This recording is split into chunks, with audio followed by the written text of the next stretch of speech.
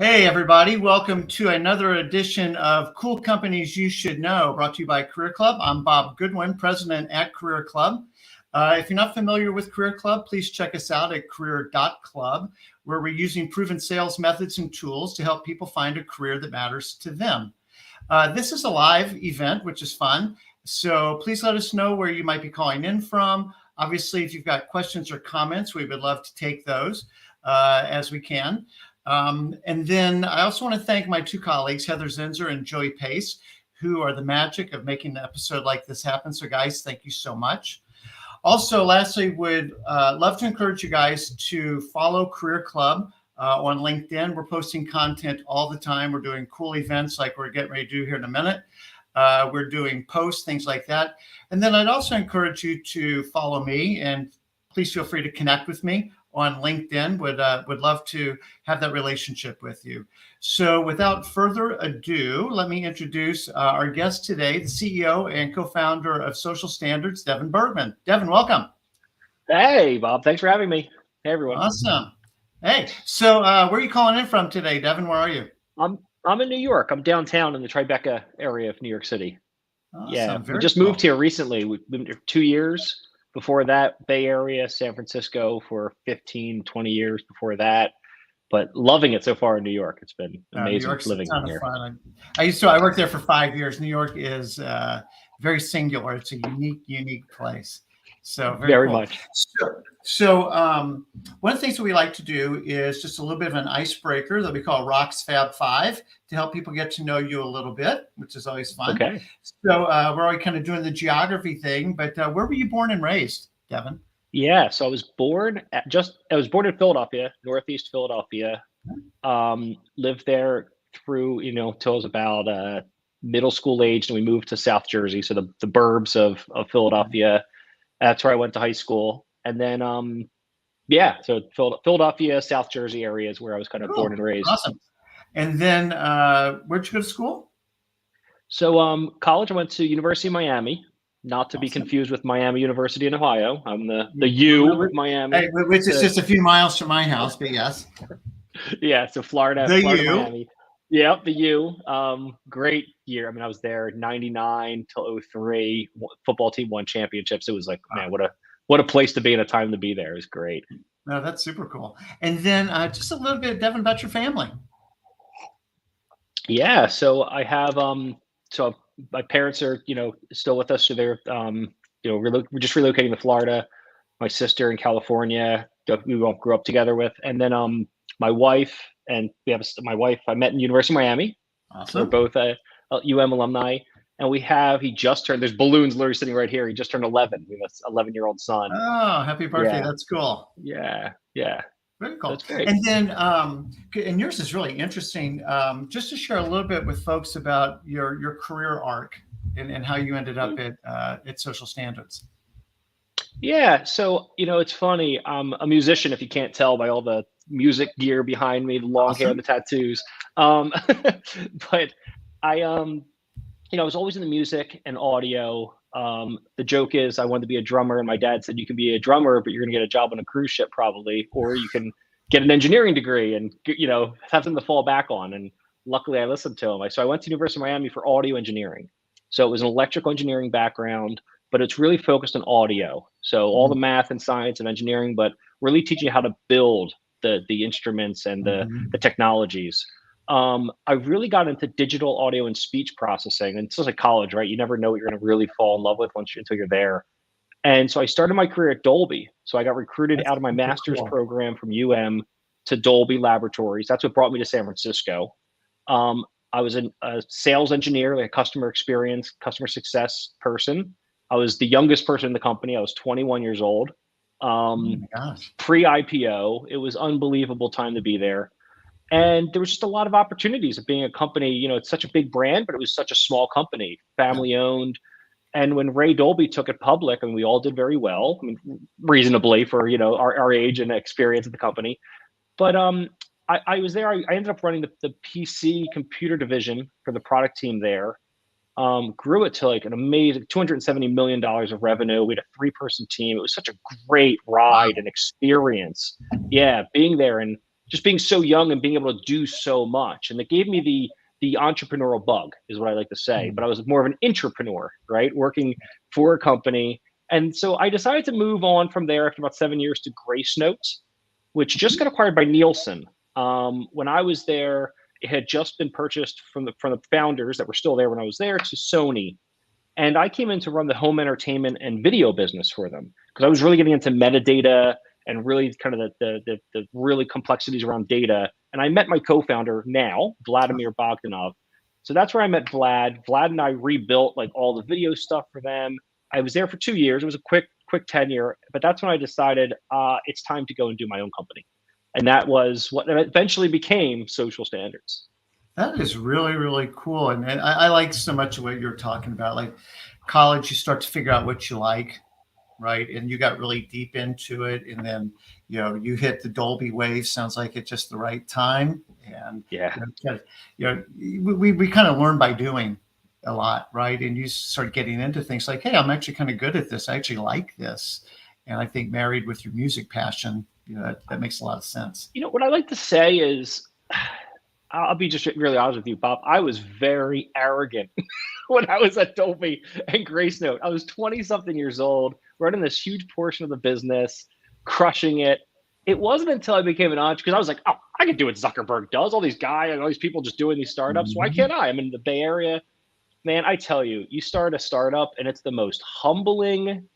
It's like the gravitational pull that pulls you down to earth and gets you out of the clouds of, it is not what you see in the papers and you see all the success stories of these celebrity entrepreneurs. It is brutal and it's humbling because you think, oh, I could do this, I could do that. But when you're doing it for somebody else with all the protections of another company and all the it really changed who I was as a human being. Not even just, from a founder and a career path, but just as a human, it just humbled me tremendously. Devin, I talk about the entrepreneur's cocktail that I've drunk heavily from, which is equal parts naivete and hubris. Totally. That's perfect. It's so perfect. It's true, isn't it? Like, this is amazing. Of course, everybody wants this. Like, why wouldn't you? And then you're like, yeah, it doesn't really kind of work that way. Oh man, because the failures are more important, and it's so true. It's so cliche to say, but I've learned more from failing than I ever have from being successful, and that's just part of the game. And if you accept that, it's I think it's 90% of it. A good friend of mine, and I think he borrowed this quote I heard it from him the first time, and he says, "Good judgment comes from experience, and experience comes from bad judgment." Yeah. You got to mess it up some. That's why people talk about scar tissue and gray hair and the whole thing. It's like you got to mess it up some. And that goes for everything, not just companies. That goes for relationships. That goes for everything you do. All right, so we're killing the icebreaker part. Last question, but I think you kind of touched on it. But I'm curious if there's something else. Usually we would ask, like, what are your passions? What do we find you doing when you're not at work? Clearly, music is one of them. Yeah, I wish more. Like all of our hobbies. I used to have a studio in the house. So in Oakland, California, we lived up in the hills, and I converted a floor to like a recording studio and drum set, all this stuff. And I moved it up Midtown, but I just don't find myself going nearly as much as I really should be. It's my one major outlet, but really it's recording, it's drumming, it's learning and trying to figure out if I can figure out how to play the piano and the organ. I have a 1959 Hammond B3 that I've been playing around with in the studio. Yeah, man, it's killer. It's soul. That is just straight up funk rock, church, bring me to church music. I just love that. Do you know Fits in the Tantrums? I don't. I'm taking a note though. Basically, they started with a Hammond organ. That's what they inherited. Hammond organ, and that is core to their sort of soul gospel, but it's still kind of funk, kind of sound. I think you like. Yeah. So tell people. Okay, I've never done this one before. Tell people 1, 2, 3 bands that they don't know that they should go check out. Oh man, here we go. My favorite band of all time. I'm actually helping him as in his nonprofit. It's unbelievable. It's a whole other story for a whole nother little webinar. We can talk about that one. But his name's Alan Evans. His band, the band that I fell in love with of his was Soulive, Soulive. It Okay. is soul, funk, Hammond organ, drums, guitar trio. Man, they rock. And everything Alan's done outside of that, he produces, records. Just what a great band. So that's one for sure. Two other favorite brands. One's Galactic. Probably maybe some of you guys will know Stanton Morris, the drummer there. It's it's a New Orleans funk band. Ah. Soulive, Oh, there you Galactic. go. Look at Nicole, the bassist from Fat. Yes. That's awesome. Yes. Love it. So I mean, there's two off right off the bat that I would. Who name. would you pay $5,000 to go see? Oh man. Living or do they have to be living, or can I go back? You can go Miles back. Davis, man. If I could go back and see Yeah. anyone, it'd be Miles.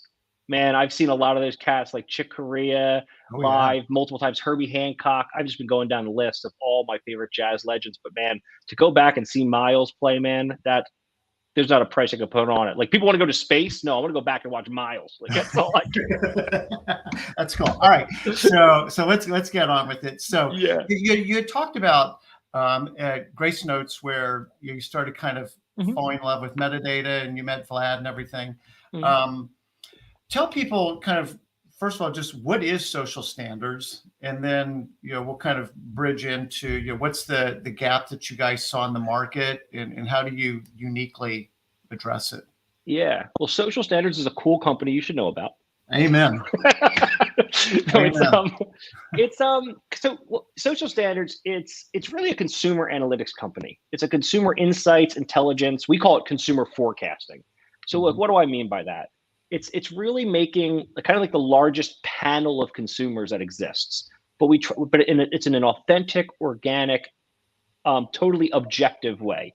So what we do is, if you think about social, and everyone's talking on social constantly, they're telling you what they're buying, what they're eating, what they're seeing, what they're listening to, what they're wearing, what they should be wearing, what they should be eating. Like people have opinions, and they're talking about their moments of consumption, their moments of perception from the news. They're going into Reddit and talking about deep, whether it's political or which vacuum filters are best for my, replacement for my vacuum cleaner. It's all there. And what was in the market to date was panel data coming from sales. So people with a scan gun or automatic from emails, like the Numerators, the Nielsen's, the IRIs, the Kantars, right? And they're all consolidating.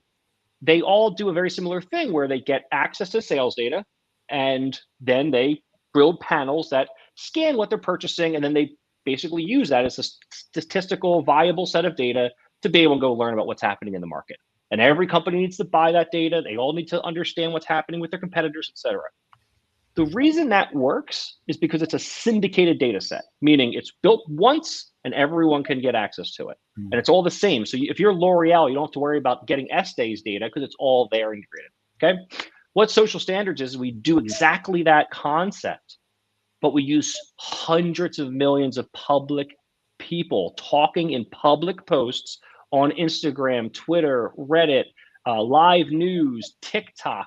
So anything that's live and people are sharing, what we've done is we've coded this taxonomy of what human speech is. We've hired linguists, and these linguists code the fact that Jack Daniels is a Tennessee mash, which is like a bourbon, which is a whiskey, which is and it's a sibling to rye, and then you have vodka, so we build out everything like a UPC code, but for social and the human lexicon. So if someone says martini, we know it either has gin or vodka with vermouth, like all of it's coded, everything. Wow. And then we basically sell this platform and services to the same customers that are using the panel data from sales, but now they can slice and dice the consumer lexicon so finely to build cohorts and understand what is the 25 to 29-year-old African-American female that's into yoga that lives in the Northeast, which ingredients and anti-aging beauty does she care about?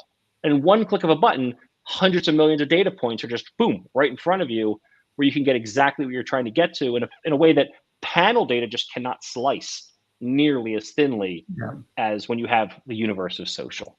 So not sure. yeah. No, well, first of all, the whole thing just on syndicated, and you're right, and the way that you all have syndicated it around product hierarchies, which Yeah. is how client companies think about it. That's how they understand their world. But the other thing that I'd love for you to talk for a minute about is obviously looking at social data is not a new idea, and there's been tools and platforms that sit on top of this ocean of information. So much of it's been around sentiment, as Yeah. an example. Yep. Um, how are you guys? How would you describe how you're different or addressing different use cases than kind of the existing social tools that have been out there? So it's a great question. There's a couple things. Sentiment is interesting, but it's not very useful. And let me explain why that is. Think about Instagram. 90% of Instagram is positive. I've never seen someone take a picture of their food on Instagram that they didn't like and share it, right? You don't put the picture where you're not perfectly posed. You don't do that. Instagram Yeah. is it's very much positive. The things you love, the things you want to show in a good light. So when you talk about sentiment, there's not enough data in the negative side of things when you talk about social net. Twitter's the opposite. I don't see Yes. any positive stuff on Twitter. I'm joking, but it's much more of a negative platform where it's more moments of perception than it is consumption. Mm. And so when you think about positive, negative, even then, like what does it matter? What matters is what's co-occurring. Like what is the why and the how behind why you're doing something? Not are you feel good or bad about it. It's about why and how. And so by structuring and organizing everything, we're in a very unique position because no other social anything has that like UPC code. I use that in quotes because it's not technically a UPC code, but it's that organization, the hierarchies of everything, the unknown unknowns. Because the current social tools, you have to know what to code for to even look it up. So how are you going to find what the next hard seltzer is? Or how would you have found hard seltzer to begin with? By the time you knew to look up hard seltzer, if you were an alcoholic beverage company, it was too late. They were already on the shelf because then you know about it. But when people are doing this at home and creating it, and then the first company goes out and builds it, like you're going to see that in social way before you're going to see it in sales. And so that's the main differentiation. So when we sell, we actually sell into the chief growth officers, the innovation arms, M&A teams. That's where we usually sit because they don't social data Well, tools. Yeah. actually, so Devin, that kind of anticipates my next question, which are some Okay. of the key use cases.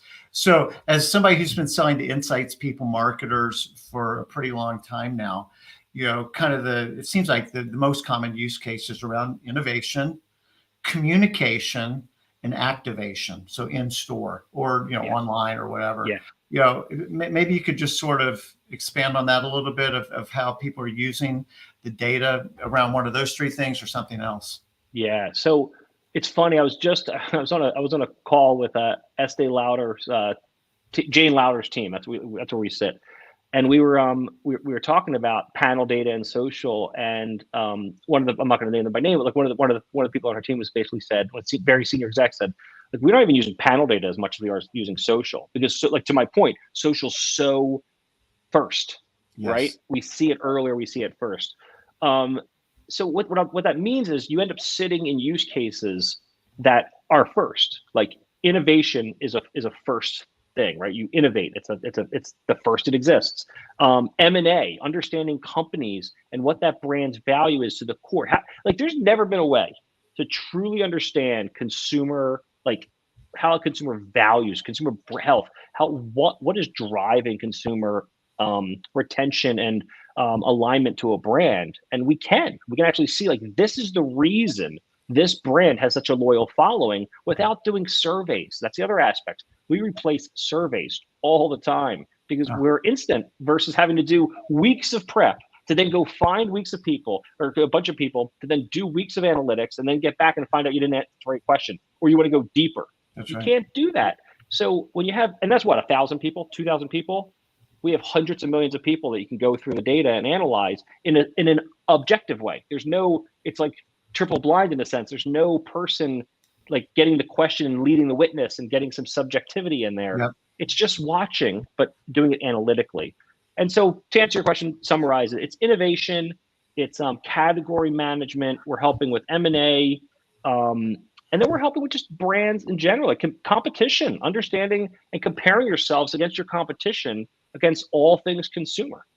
Yeah, actually, that's interesting. I hadn't thought about that on the competition side. This is the plus and the minus of living in a syndicated data world, is when you're used to seeing syndicated data and you're operating, say, like in a snacks category. You might say, well, meat snacks, and that's what I compete with is other meat snacks. But to the consumer, that's not true at all. There could be some things that you don't think are adjacent categories. The consumers, they might think a hard-boiled egg is an adjacent category to a meat snack, right? It's easy to consume. It's high protein, right? I'm done. So I might do, beef jerky, or I might eat a hard-boiled egg. Those are competitors. You nailed it. I mean, that is. Wait, I mean, like hard seltzer. When hard seltzer came out, how many, like, you had beer, wine, and spirits. Like, that's what you had. And now this new thing comes out, and it affected everyone. And nobody knew why. Nobody knew if it was going to be the next hard soda, like a new fad. But like using our data, you could see the user retention of this thing and how much people were coming back and talking about it week on week or month on month. And then we could see it was tied to ketogenic lifestyles. And so now we can look at the trend of ketogenic and say, even if hard seltzer is moving like this, ketogenic's like this. And because of it's aligned to that trend, it's a seasonal thing maybe, but as long as ketogenic keeps rising, you're going to rise. And so it's just by looking at it this way, you get a slice of data. You'll never be able to compare. But then also, and then I created a hard seltzer. How do I compare my hard seltzer to them? I can look at store sales, but how do I know really who's consuming it and why they're consuming it and what the lifestyle differences are of us, so I can start eating into more of their market share and talking more like them, or separating from them and owning my space and letting them have theirs. Well, and so I was talking about the communication use case, and I think that's such a key thing, is because you're hearing, I know this is not an original way of saying this, but the world's biggest focus group is in session 24/7. Yeah. And it's called social media. Totally. And so if you want to know the voice of your consumer and speak to them in the language that they're using, well, all you have to do is listen, but you need the right tools to be able to listen. One thing I wanted to ask you about is obviously, like, CPGs would be using your data. Retailers, financial services, I think, is one. I'd love for you to talk about how the street's using your all's data. So CPG is the core of our business, right? Like, I just put that out there. Like, the Estee Lauders in the world, L'Oreal's, the Constellation Brands, et cetera. Like, that's the core of our business. That said, because we are the only tool that can truly analyze kind of the consumer objectively, the street started using us. And so we now have relationships with Bank of America, Wells Fargo just signed last week, actually, with us, Barclays, Citigroup, like all the major sell side analysts are using us to basically get a view of the consumer in regard to the brand. So they're actually able to start saying, okay, what trends are they aligning to? Similar to the way the CPG companies are doing it, but they're stepping back and looking at what's the big impact that this could have to the business. Like, what if the ketogenic diet goes away? Every hard seltzer brand's at risk. So they're watching those trends, not just looking at sales. They're looking at the trends that the consumer's life is wrapping around and seeing the impacts of those, how they're having it.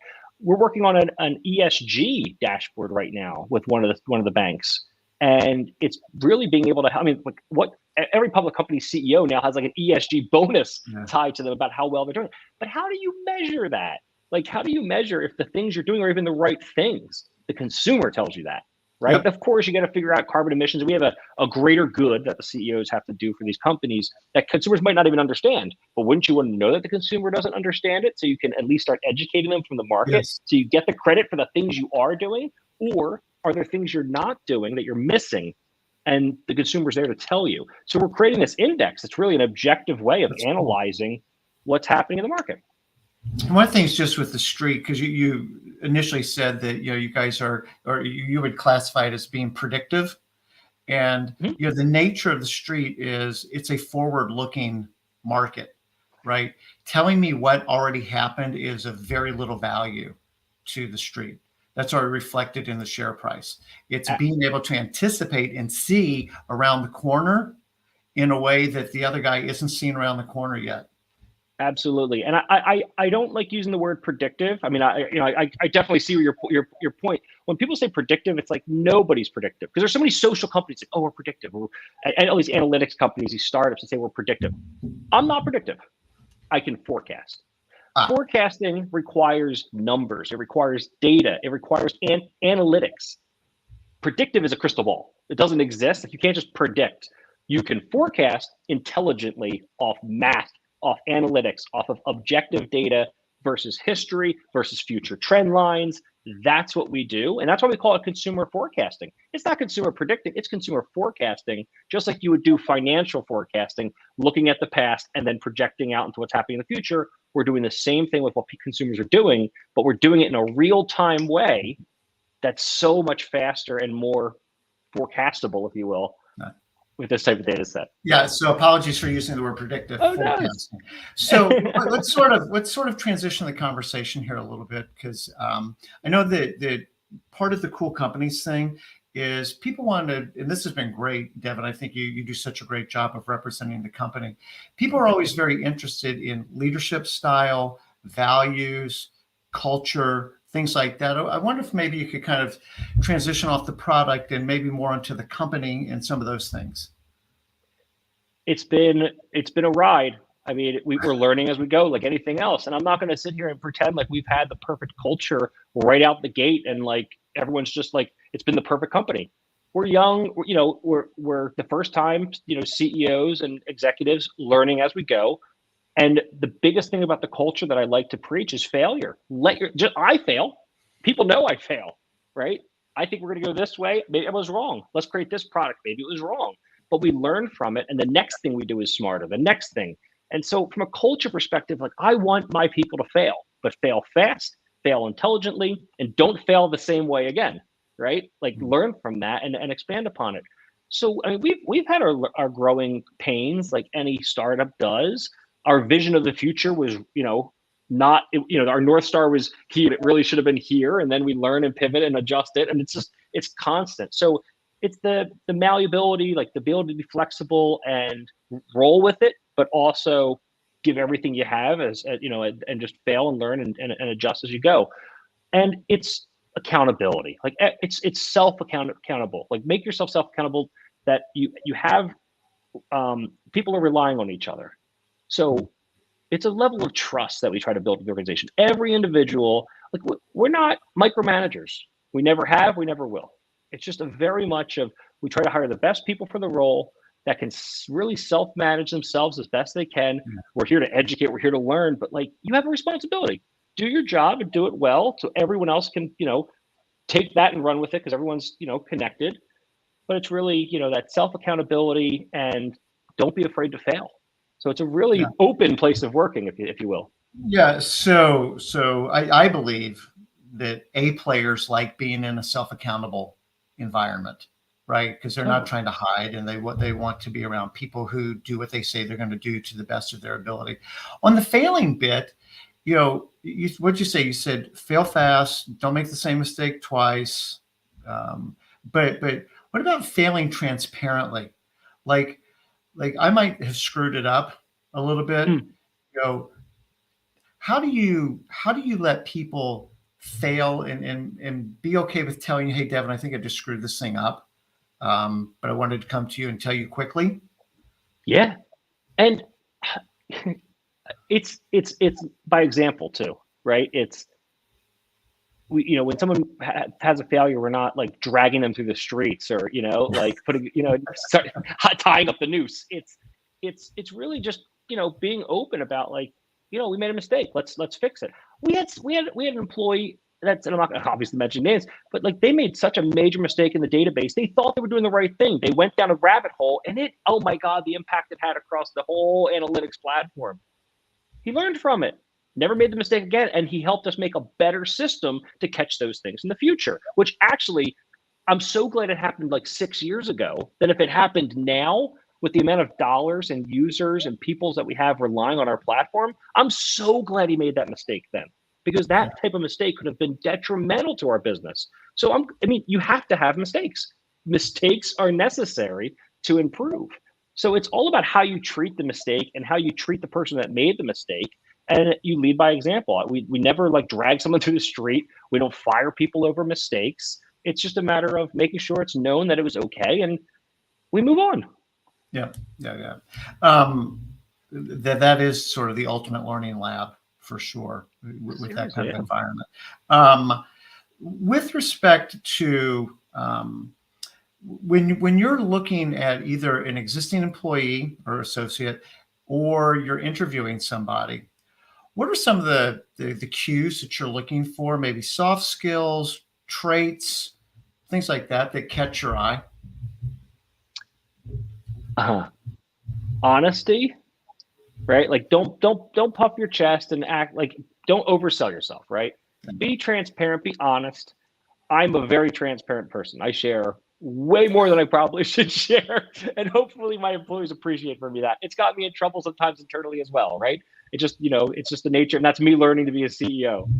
But it's really, I look for transparent people that are going to be self accountable, that can speak to what they can bring to the table, but in a team effort. And it's a hard one to really find sometimes, and you kind of know it when you know it. This is where the art of hiring is not just a science, right? It's that blend between, you can't just look at a piece of paper and a resume. It's like you have to have the conversation, and you have to have multiple people having that conversation. Because listen, I've said no to some of the best employees we have when we voted, and I was wrong, and I'm so glad I was wrong, right? Because they're like some of the best employees we have, and it happens. That's why you have a panel of people that lean in and really kind of give their assessment. But I look for people that are hardworking, that also have lives outside of the company. I don't want someone that's just going to be 100% us, because they get burnt out. I don't want people that are going to get burnt out after a couple years. We try to work smarter, not harder. And I think that's just the phrase. But yeah, I don't know if that answers your question fully. I wish I had made a better answer. I mean, I think what I'm hearing is, again, you said honesty, and not being overly, kind of, as you said, puffing their chest out and selling too hard and things like that. And I agree with you. I mean, at the end of the day, my colleague Heather likes to say, people hire people. Like, we don't hire resumes and stuff. Maybe that does kind of lead to one thing. And this is, we're probably kind of transitioning into some of the talent, as you guys continue to grow, that you might be looking for. Where do you kind of place like hard skills? Like, I can see that you've done this exact thing someplace else, versus you have a ton of potential. You've got a lot of the right attributes. Basically, you're an athlete, but you may not have ever played linebacker or tight end. I can teach you the position, but I can't teach you to be tall, strong, and fast. Yeah. That's a really hard one, and it's one that we actually are have been dealing with at times, and because we have phenomenal talent. Like this is the first time I look around the company, and there's like, we have the dream team now. It's like I just feel it. You can feel the energy, which is great. Is everyone ready to take the next step up in their career and just be promoted tomorrow? No, it takes time. And I would take it like, I can't teach everyone to be a linebacker because I'm clearly not a linebacker, right? But I have to find the people that can. And sometimes you have the next best linebacker, but you don't have the linebacker to teach them. So you actually have to go find a linebacker to play the starting role. Right? We're going to run with this analogy, so get ready, Bob. So you have the junior varsity team. You started, I'm just running with it. You have those like junior varsity people that they're going to be on the varsity team, but you have to bring that starter in first, that they can see what it really takes, because I can't do the job for you. And so that's our role. Our role is to make sure we manage expectations of the employees, to know that they are rock stars. But once they see what that next level is and what it takes to get there, and be groomed and mentored by these people. And that's the other thing I look for, Bob. Mentors, people that can mentor. You don't have to be a leader. You don't have to be a manager to be a leader. You don't have to be a manager to be a mentor, right? And so finding people that I have so many people in the company that are mentoring other divisions. They're not even in the same division, but they have the soft skills. They have that art that is really hard to teach sometimes, right? Like it's very important to us. And I think that's one of the hardest things I think we've been learning as a management team is, and as we go through this growth stage, is making sure we're setting up our existing employees for success while not keeping them from growth, right? And managing that path. Yeah. That is a very hard balance, and particularly when you guys are being successful as you are and you're growing and you continue to need more talented people. How do you not overextend them to a place that they're not ready to go yet, right? While at the same time not, pushing people down who are ready to blossom and take on more responsibility. It's so hard because you don't want to set them up to fail. We owe that to them just as much as we owe them the opportunity to progress. You don't want to offer them the opportunity to fail, or not the opportunity. You don't want to put them in a position where they're likely to fail. Yeah, exactly. It's a balance. Yeah, it's a hard one. How big is the team right now? So we're about 40 something people right now. Okay. Yeah, Okay. So we're still smallish. If you had to, good on you. You guys start off as 2, so we're scrappy. if you had to forecast over the next 3 years, how big do you see the team getting?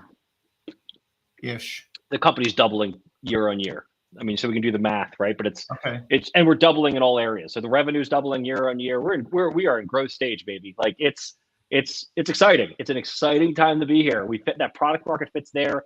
We have 7-figure clients. Like it's go time. So it's really an exciting time to join the company, and we're going to be scaling in all divisions. So next 3 years, we're going to double every year is what we kind of expect to see. Roughly, right? Obviously, there's things that won't be scaling linearly, but yeah. Okay. So thinking about maybe some key roles or functional areas, levels of seniority. What would some priorities look like for you, particularly for people who are listening that like, wow, this is a cool company? It is, if I may say so myself. The areas that we're really hiring for right now that we have open recs in, like right now, is in the sales team. We're scaling revenue quickly, and the sales team is where the right now immediate growth opportunities are. We are going to be hiring for marketing. We do not have a marketing team at all. So that's another area that we're going to be scaling up in the next probably quarter or 2. Cool. Is really start scaling out the marketing team, starting with more of the leadership and start building a team around the strategies, someone that really helps set strategies for us. Sales, BDRs as part of that, right? They'll be defined together between the sales and marketing lead. Yes. And then customer experience. So the customer experience team is going to be scaling. That scales right with the revenue. So you can imagine we try to scale that 6 months in advance. So as we keep doubling revenue, right? And it's not like we're not doubling in like step functions. It's a growth curve. So we're always hiring CX people to really help get in front and educate and learn the tools. Yeah, because you do not want to be chasing that. You absolutely want to be ahead of it. No, you don't. Yeah. But that's, it's more the front office. Yeah. I'm sorry. Go ahead, Bob. With salespeople and marketers, would you be more interested in people that, have a SaaS kind of a background, or, we talked about CPG, maybe they know CPG really well. Where would you sort of, or maybe something else? No, it's, we've tried different things. You can imagine the people we find the most successful in the sales roles are people that have experience with panel data, sales data, consumer analytics. So, not to poach from companies, but if I had to name companies, it's people from like the Numerators, the IRIs, the Nielsen IQs, Kantars. So it's really the people that we're sitting on the same budget lines as, because they know how to sell under those budget lines. So that's really, and it's a similar product. It's just using different data source, but it's answering similar questions, arguably better. Would that hold true for marketers as well, or do you have maybe a different sense on the marketer? That's a great question. I don't know yet. To be really honest with you, Bob, I don't know. And that's what that marketing roles are going to be the hardest roles I think we've had it'll be our biggest challenge yet, because we've never done it. And none of us are really, truly marketers in the truest sense. Yeah. And we're product people, tech people, sales people, but finding, an SVP or CMO is going to be it's going to be a challenge, which we're excited to do because it's the piece that we're really missing the most in the organization. Yep. Do you mind sharing with people just a little bit? I'm not trying to give the answers to the test, but do you mind just walking them through a little bit of what the interview process looks like? Oh yeah, of course. So we usually start with I'll use sales, for example, or any of the divisions. You usually start with the management of that group. So whether it's our COO, if you're the CX team, or, the head of sales, probably with your, salesperson, et cetera, as you'd expect, to the hiring manager.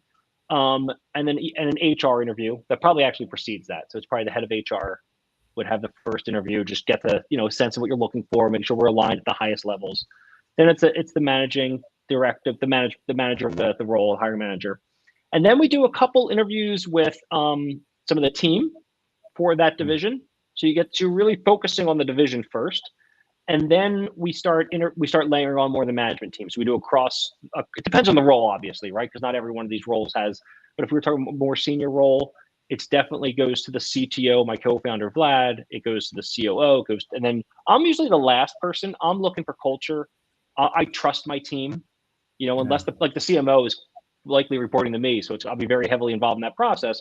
But for the typical hire, I'm usually the last person they speak to, and I'm really looking for just cultural fit and get to know the people and answer questions, because we have it down to a science to really hire for most of these other positions. So it's very much a team effort, and because we're small, each person gets a taste of the organization they're coming into, because it matters. It's not like you're going to be siloed with one division, even though we're very much remote. You're going to be working with all of us.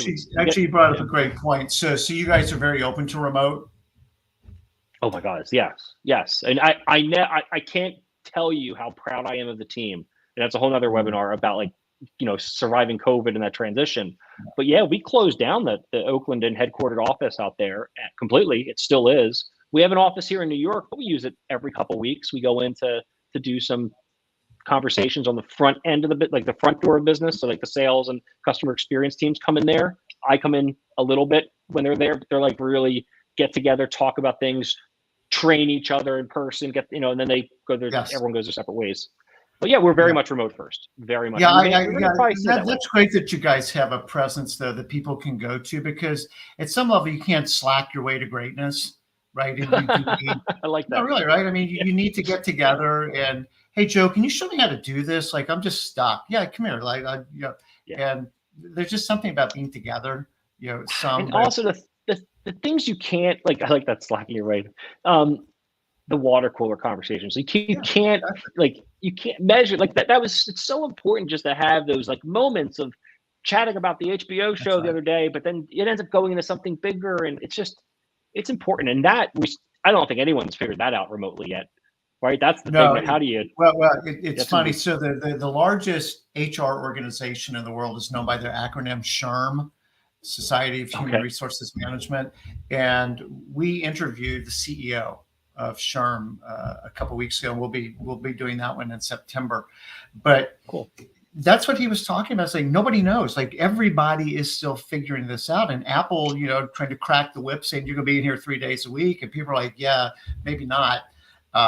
There's other places to go work. People are figuring it out, and flexibility is key. I think different personality types, different functional areas, just the nature of your business. There's so many factors that go into it. And just to have this sort of unilateral, mandate, you must do X, probably not the right idea. So I love hearing about this flexibility. You want to be there, that's cool. You don't want to be there, that's cool. As long as you get your work done, back to accountability. Yeah. I'm waiting for the moment where the team demands they need an office, and we're gonna have to figure that out. That's that's what's likely is going to happen more than us saying everyone has to get back in the office. So we take a read every quarter on the team and get a sense of what their needs are and what their wants are and what's going to be the most productive for everyone. And this has been working really well for us. So just kind of keeping my eye on the clock here just a little bit. Is there anything, Devin, that we haven't talked about, whether it's about company, culture, talent, anything? I think we covered a good bit. Nothing comes to mind. No, I wish I had something off the top of my head, but I think we covered a lot of stuff. No, I really enjoyed it. I mean, between the syndicated nature of the data, the ability to help companies, to use your word, better forecast what's going to be happening and do it in a much more timely fashion. Waiting for 8-week-old data, that ship's already sailed. So the breadth and the depth of the data that you guys have access to is amazing. I'm not surprised to learn that you're doubling on doubling on doubling. So good on you. But then the failing fast, don't fail twice, accountability, great qualities that I think, again, people that really want to succeed thrive in that environment. And other people, what does Warren Buffett say? When the tide goes out, you can see who hasn't been swimming with a bathing suit on or whatever. Yeah. So but that in a small company, it's like that all the time. I'll tell you, Bob, like we had an intern. Let me tell you a little story. Like for anyone listening that's like, is social standards a type of company I like to want to work for? Intern, getting her undergrad, right? Barely like 21, I assume, right? And she did an internship. She came back the second year and she was doing, basic tasks here and there, but she just loved, her curiosity was so strong. She wanted to learn web development. We needed a web developer. We needed a front-end developer. We said, okay, we'll give you a shot, right? Paid her a modest salary to do basic and entry level. She crushed it. She learned on her own, was building products for us, front-end development that we thought would take a huge team. And she got so good that we basically said, you could probably spread your wings farther, faster if you were reporting into a real web development team. And she went elsewhere. She moved on. She spread her wings, and we couldn't offer her more because she wanted to become a true developer. She didn't have an engineering background. It was like an English background, like literature background. I don't recall, but it was not technology. But she got to a point where she outgrew us in the sense of what her aspirations were, and we supported 100%. And we had to go and figure out what was best for us in our situation. But that's the kind of company we are. Like if there's better opportunities for you, I'll let you know, because I want to see our talent continue on and do great things elsewhere. I've told people I think they should be an entrepreneur. I thought the company wasn't for them. They needed to go out and start their own thing and see what it's like firsthand. So here's the unexpected book plug. Then you would love this book. Love it. Workquake. This guy, Steve nice. Cadigan, yeah, he was LinkedIn's first CHRO. And what you just described is, the modern and future environment where it's not like, how do you get a gold watch and retire here and you're being disloyal because you're interested in something else. He actually makes the analogy of like college basketball and kind of the one and done phenomenon where you don't go in there for 5 years, red shirt your first year, etc. It's like, no, I'm going to the NBA next year. And so basically the recruiting philosophy is, how do I help you get to where you want to go better than anybody else? That's right. That's absolutely right.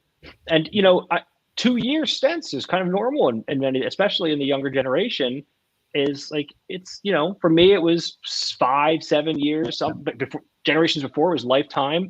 I just don't think we're in that world. And if you build your business with that expectation, you're going to always be let down. And then you're going to become not the best manager either if you're seeing that and you're not ready for it. So if you expect it and you build for it, yeah. And then the other thing is, watching your intern come back to you on another day and be a giant advocate for you guys to maybe come back and lead, work for Vlad on another day, right? So I have a quick story on that one too, a little anecdote. So we had a CX person, first job out of college, comes from Virginia Tech. I don't hold her against her because UM and Virginia Tech have a bit of a, but she was a customer experience person, first year out of school. We taught her. She was great. One of the favorites of our clients. She wanted to move in the product. I did not have a product team, let alone a product role yet. Vladimir was doing all the product and engineering. We're a small team. And so we couldn't offer what I think she needed. And she went and found a product role somewhere.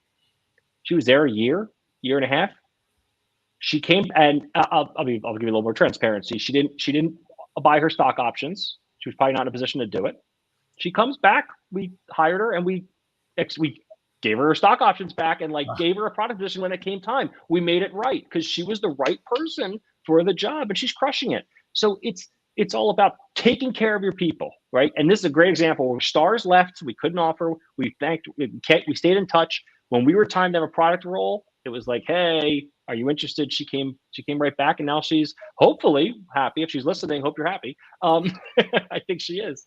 But no, yeah, it's keeping like you said, you never know what's going to happen down the road, and you want to create great relationships and Yeah, it's playing the honest long game. relationships. It's playing Yeah, the long game, and it's really building relationships for that person's career, not just while they're your employee, but for their career. So, these last couple stories, Devin, are exactly why I wanted to have you on, because this is what kind of shows people and really evidences this is a cool company you should know. I can go read a job description, I can go read all the marketing blather, but it's like, no, I'm hearing from the CEO, from the founder. These are real stories about exactly how we treat our people. And that's what I think, the modern employee is really looking for. It's like, no, I believe in that. I can get behind that. And that's where I want to go grow and share my talent, versus in a cubicle someplace and, not being quite as appreciated as an E5 on the corporate hierarchy. Yes. So you did such a great job today, Devin. Thank you. I appreciate it, Bob. Thanks for representing your company, and again, not just the technology and the data and what makes that cool, but what makes the company cool and why it's cool to work there. And so it's just great having you on, and I'm proud to have been able to learn more about your company myself. Well, Bob, I'm glad you built this forum for us to do these things. So thank you so much for having me. It's been a blast. So thank you, Joey, for flashing that up. So if people want to learn more about social standards and opportunities, best place to go, I assume, is the site. Yep. Perfect place. There's a contact form if you want to contact us. And anyone who wants to reach out to me directly, feel free. It's literally my first name at socialstandards.com.